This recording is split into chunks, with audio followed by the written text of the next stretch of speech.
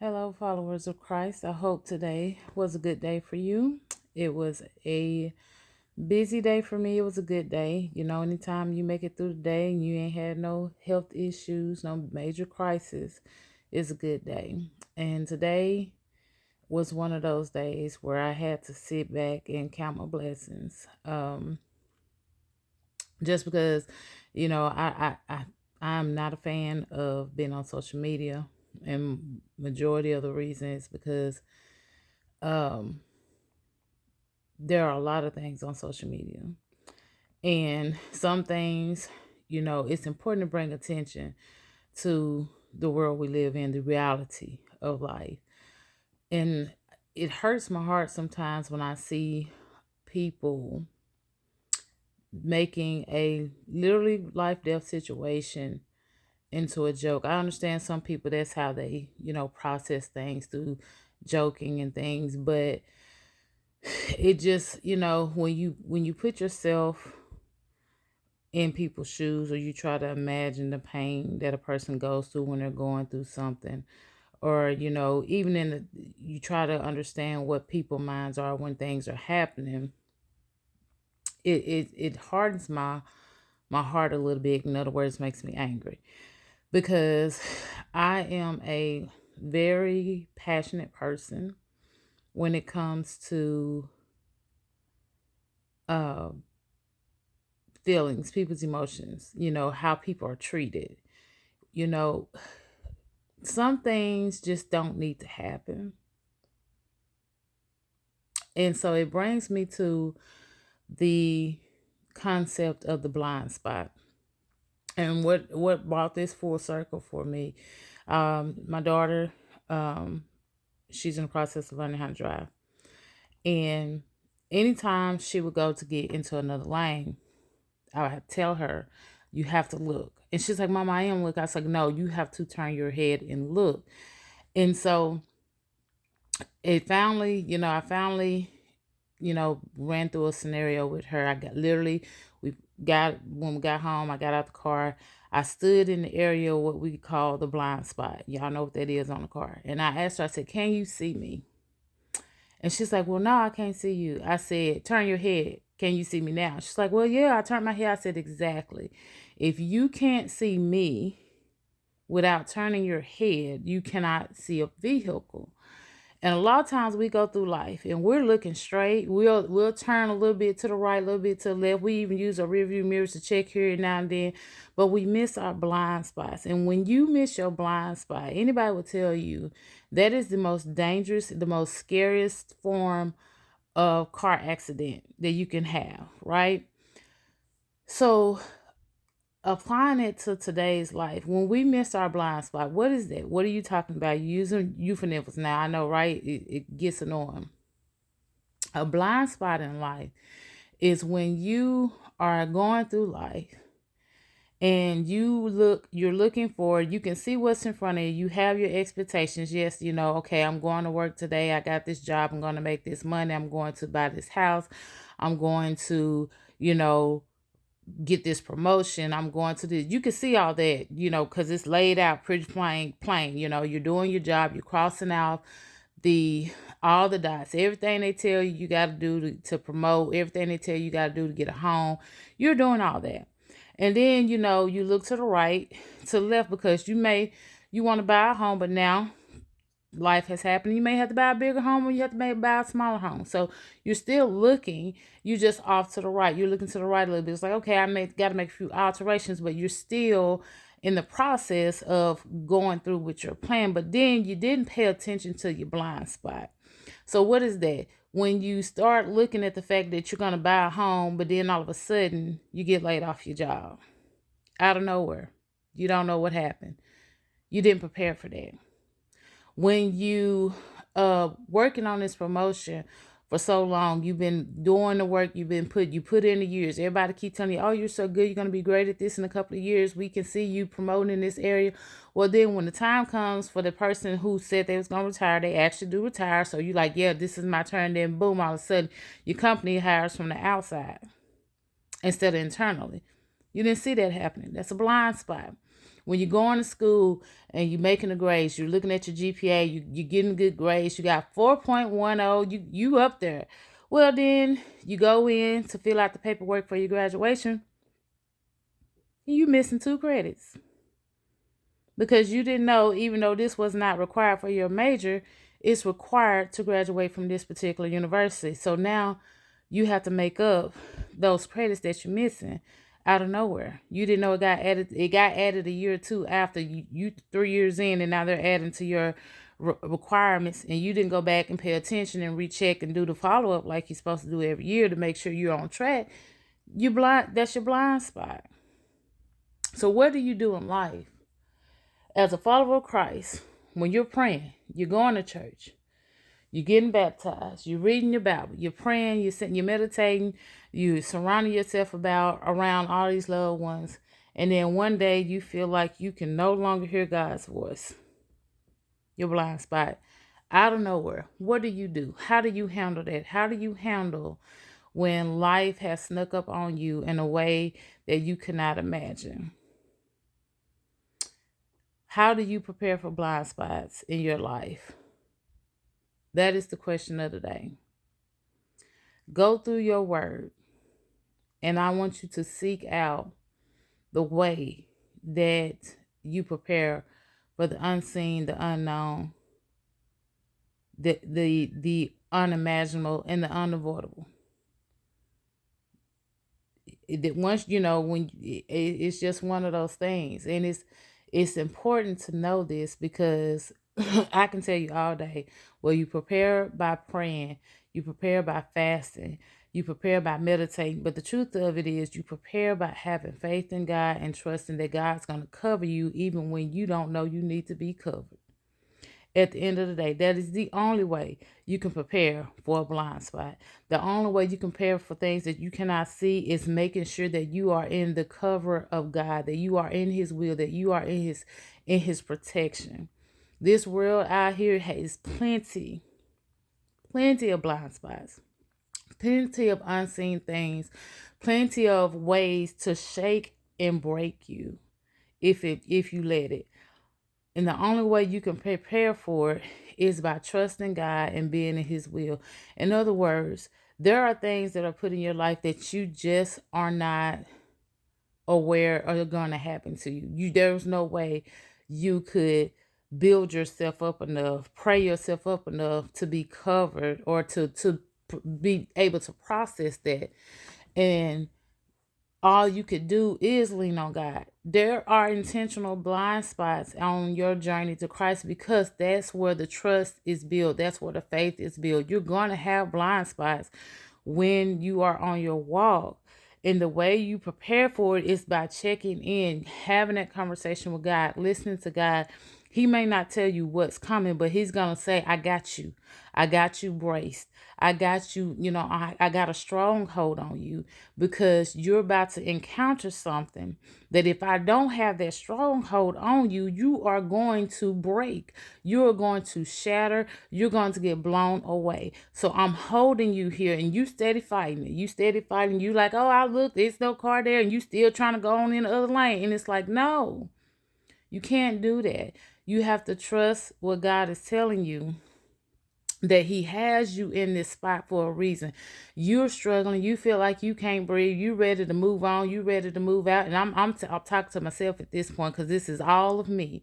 You ready to move on to your next spot, and he steady won't let you go. He steady won't turn you loose. It's because there's a point in your life when you don't know what's best for yourself, and only God knows. And everyone around you is like, well, I'm with you. You should be moving up. You should be doing this. And you in the greens. You got your rah-rah crowd right behind you, but God is steady. He's steady tussling with you. He's steady holding you on to you. He's steady putting you in that position to where you can't go nowhere. That's because He's trying to protect you.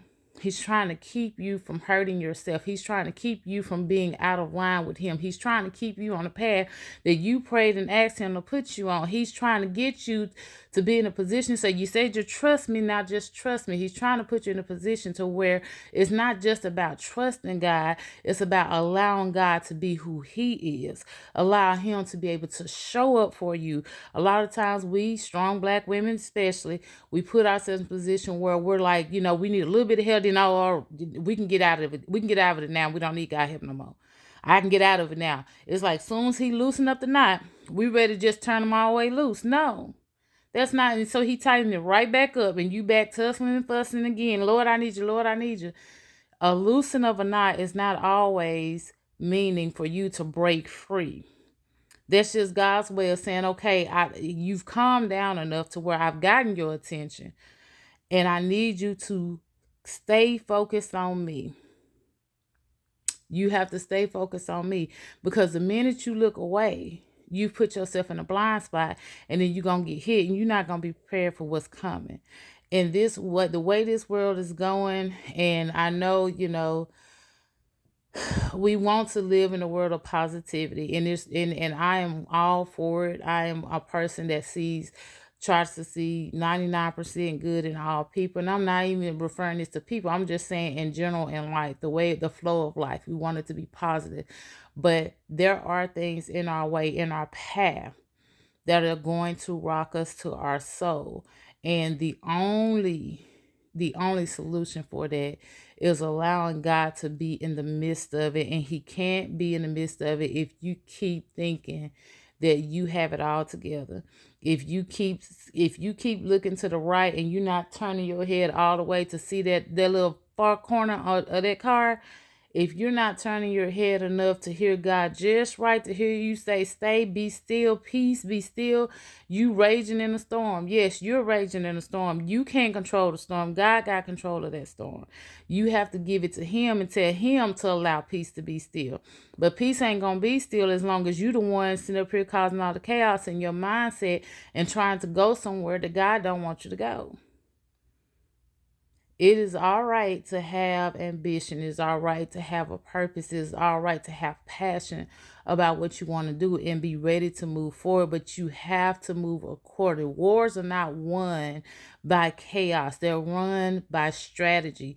They are won by the person who's able to organize and be able to move exactly right at the right time. We have to understand that we are in a war.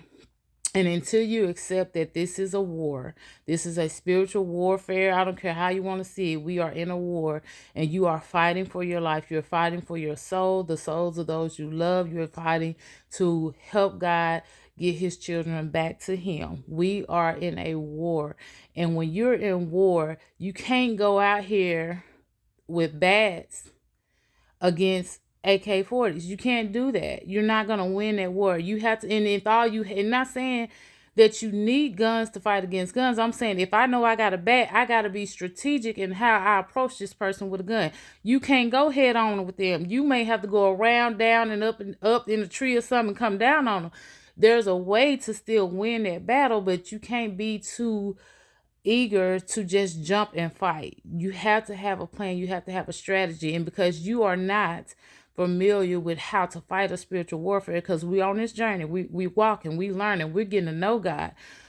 We have to wait on his command. We have to wait and move when he tell us to move. Not when our friends tell us to move. Not when our parents tell us to move. Not when we feel the urge to move. But when God has spoken to us, when the Holy Spirit has came over us in a way that we feel completely covered, completely protected, that is when we move. That is when we shift. That is when we go, and that is when we fight, and not a second before. Because the minute you move before God tells you to move, you are going to destroy everything that he has laid out for you, and you're going to have to take a whole new route.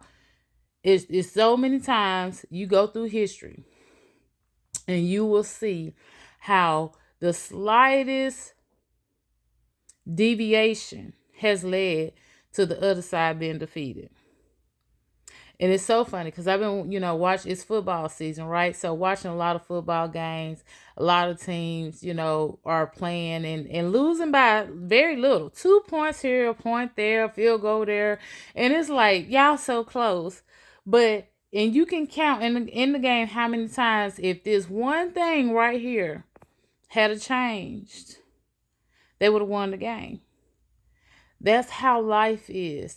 Just that one slight alteration can lead you to defeat, or can lead you to suffering, can lead you to sorrow, can lead you to confusion. And then when you get to the point where you don't move too fast for God, now you mad and angry at God and saying, well, God ain't showed up for me. I'm ready to give up. I'm ready to throw in the towel. Well, you moved. He didn't tell you to move. It's not on him when we move out of character. When we make mistakes, we hold accountability for our mistakes. We ask God for forgiveness. We don't get angry. We leave that for Him. His rage, His wrath is way more powerful than ours. For you giving up on God does not minimize His power or authority that He has over His children. All it does is make your life harder. So, the blame game is such a traumatic moment for most people. Like, and when I say traumatic, I mean, to the point where somebody passes away, we look for a reason. We look for someone to blame or something to blame. Well, they was eating like this, or they wasn't healthy, or the doctors wasn't doing this and the doctor wasn't doing that. There's always some form of blame. And it's not just in that. I mean, I'm seeing it throughout school, children, teenagers, they get a bad grade. Well, my teacher wouldn't take my late assignment. Well, why was it late? Let's start there. You know, well, I missed my deadline. I didn't know, they didn't tell me I had a deadline. Well, you knew it was due. Usually there's due dates, hence the deadline. But we're so quick to want to blame and put a reason or justification behind our wrongdoings, other than just accepting that we are at fault and we have messed up. We have lost our way. We have, got off the path. We've gotten distracted and put ourselves in a position to be defeated. And I know I'm coming at you kind of harsh today. I don't know why I'm coming at you harsh. I'm just giving it to you the way God's giving it to me. And all day today, He has been on me about taking accountability, not only taking accountability, but sitting my tail down and just being still and paying attention and making sure that I'm not missing the blind spot, because it's one of those things where when it's crucial, when He's this strong to me, when He has a stronghold on me, I know I'm showing out. And I have got to slow down. I cannot let my flesh win this battle. And a lot of times people think your flesh only creep up during temptation. No, it creeps up in desperation too.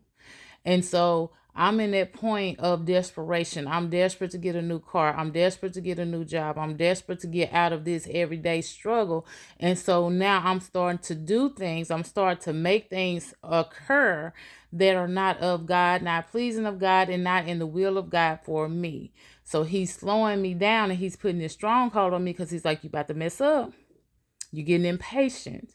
You're doing things out of desperation, and you're not being patient. You're not waiting. And we're good at that. We are good at that. We are good at being in a position to where God is about to break through and bless us, but because we want things to move when we want to move it, we mess up. We move one day too early, a second too early, and then the minute that things go awry, we break down, we cry, we get into this emotional state of despair, and then we go and blame God. God, I prayed, I asked you to do this, and you didn't do it for me. No, He was doing it in His time, not your time. You didn't be patient. And like I said, I'm not coming down on nobody in particular but myself right now, because I feel that urge. I feel me pulling myself, even though I'm doing way more in God's kingdom, as far as going to church. I'm doing more in reading and all this. You tend to do more when you're desperate. But the one thing that I'm not doing is trusting. I'm not trusting Him. I'm not allowing patience. Love is patient. I'm not loving God enough to be patient to wait on him to move and to make those decisions, because when he do it, it's a permanent fix. When we do it, it's a temporary situation that's going to go ugly real quick, real soon, and then we got to start all over. When God fixes your problems, they're permanent fixes. They're fixes that are going to last you for a lifetime. They're going to bring wisdom about you. They're going to allow you to be able to testify and probably even build somebody else. So it's also going to grow his kingdom. But if we get too impatient, if we get too overwhelmed, if we look too close, too deep at our situation, and we only become so desperate that we become selfish, and we start having that flesh-like feeling of survival, every man for themselves, we risk so much more than what we think we're about to lose. And last time I checked, you know, with as much weight, many ways it is to get around this world now, between Uber and Lyft and all these different types of transportation, we still got trains and planes that run just like everything else. So the things that I'm desperate for are not necessarily a desperation to live. You know, I still have breath in my body. I'm still breathing. I'm still healthy. I got food. I got lights. I have a home to sleep in.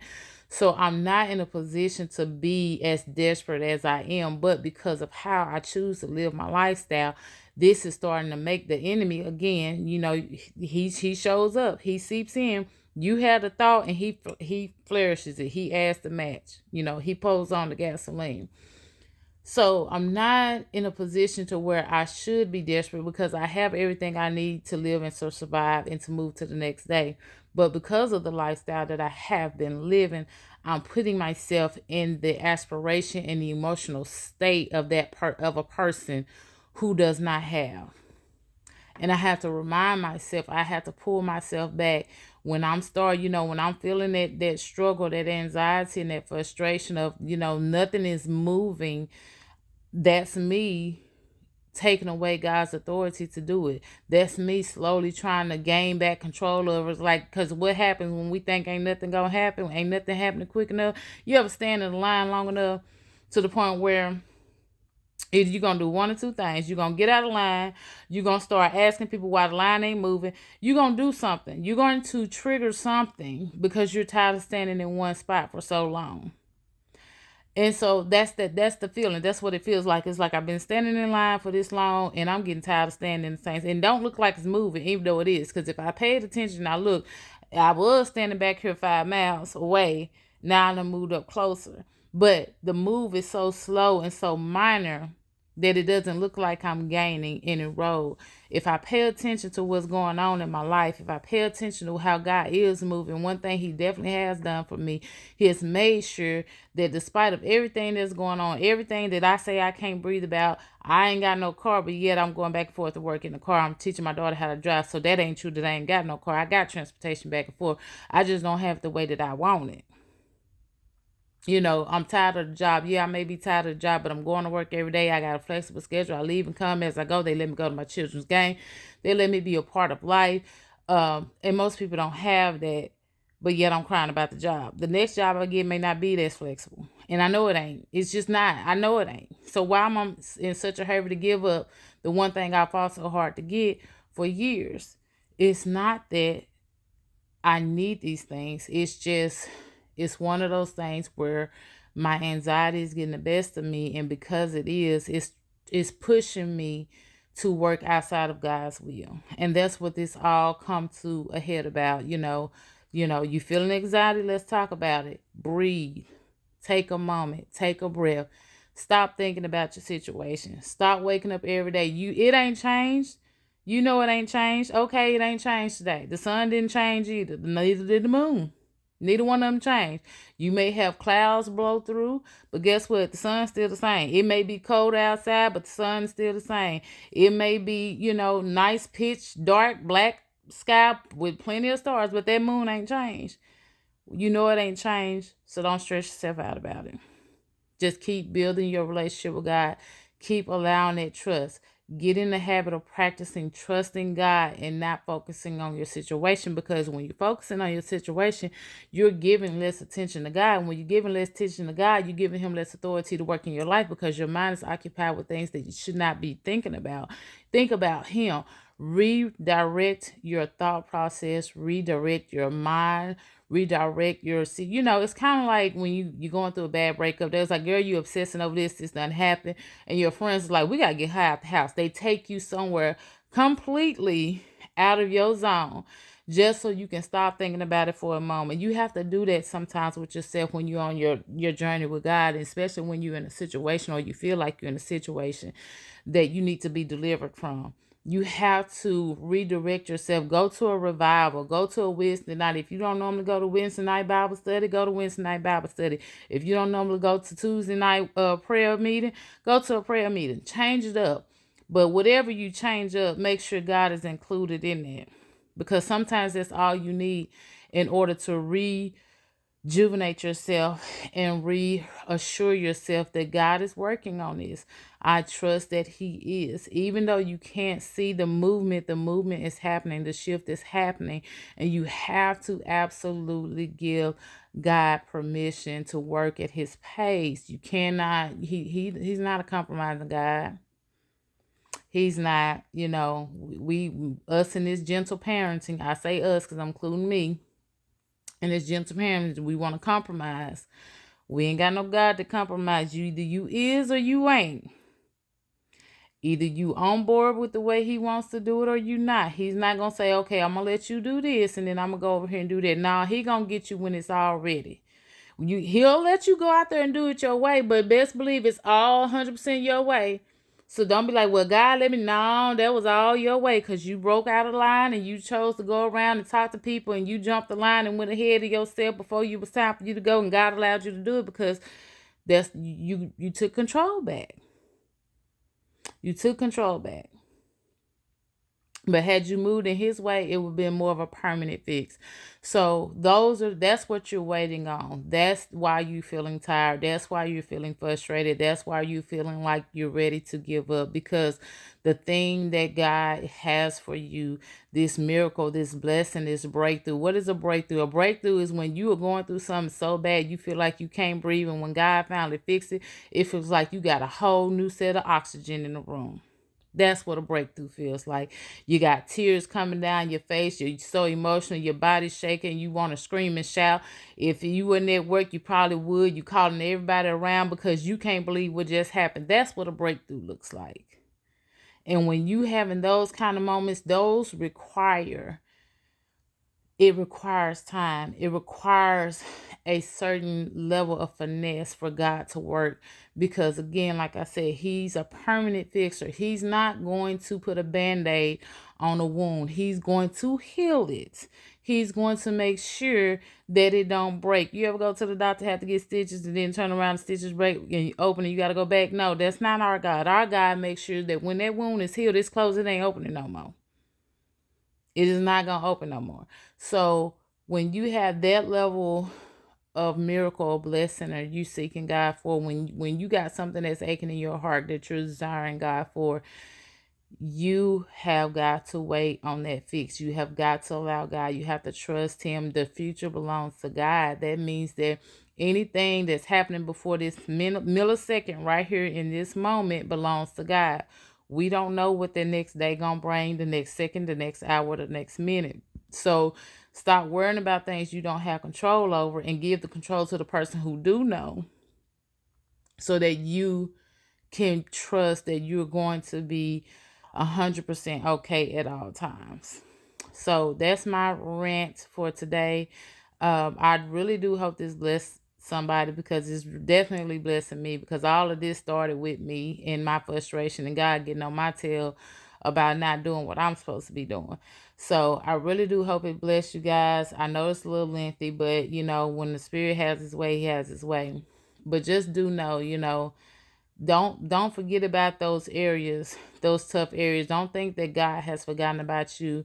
He's working in your blind spot. You can't see him, but he's right there on your tail So don't turn too quick and interrupt what he's doing. Allow him to continue to move forward ahead of you, to continue to lead you and guide your pathway. And if you finding it getting too hard, then change up your routine a little bit. Go a different route.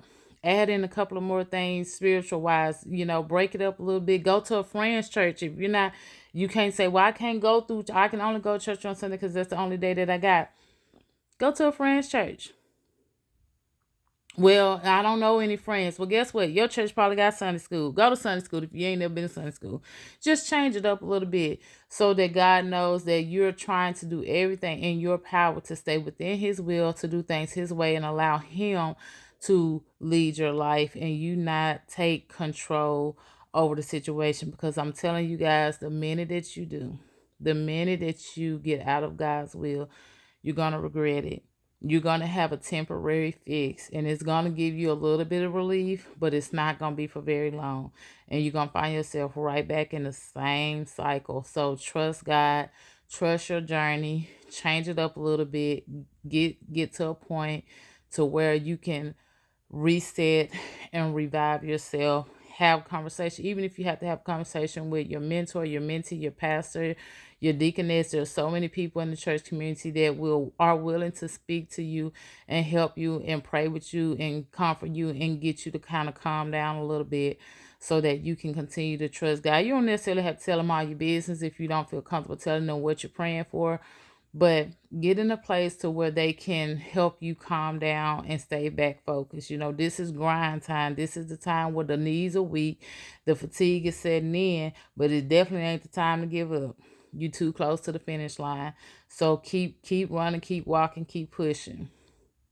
And trust me when I tell you that God is going to show up and it's going to be worth the wait.